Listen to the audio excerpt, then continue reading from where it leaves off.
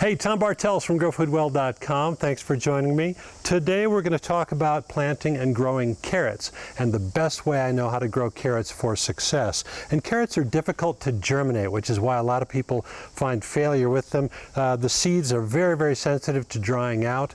The germination process might take a couple of weeks, so you really have to baby the bed for those 2 weeks. And most people have lives and jobs and they miss a few days, and that might be the day they germinate and the carrot seeds dry out and then they don't get propagation. So today I'm going to show you a method to avoid most of that that'll really ensure success in most cases. And I'm going to be using a cornstarch gel that allows us to get two great advantages. One, we germinate the seeds indoors in water until you see just the tip of a root coming out of the seed itself. So using a magnifying glass or a magnifier of some sort, keep an eye on those seeds. It should take about 4 days.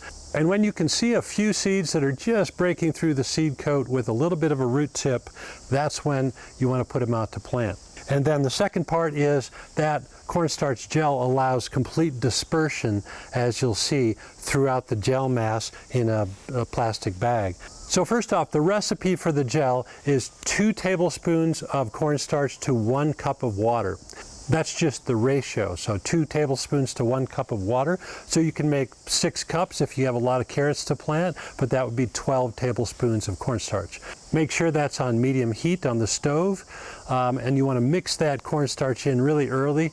Don't let it settle to the bottom, it'll goo up too fast, so keep stirring it. It'll take about 5 minutes, and as it comes to a boil, it'll clear up and it'll turn into a clear gel.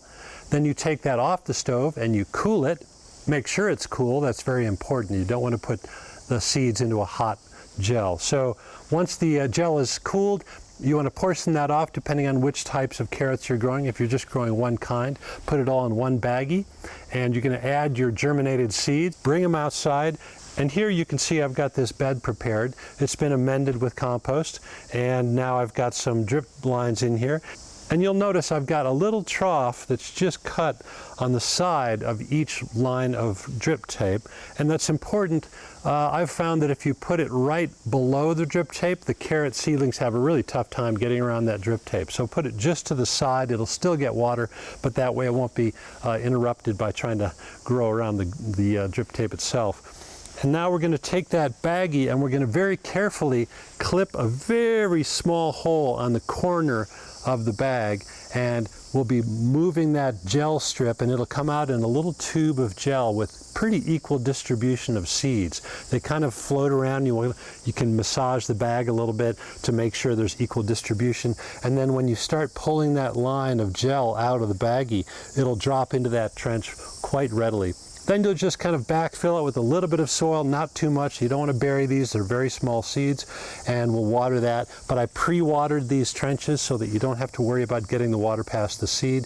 That's always a good idea with these smaller seeds. And then once we get that covered, I'm going to cover this with a light mulch of compost, and we'll keep that wet for the next 3 or 4 days, and we should start to see the seedlings break through the soil at that point.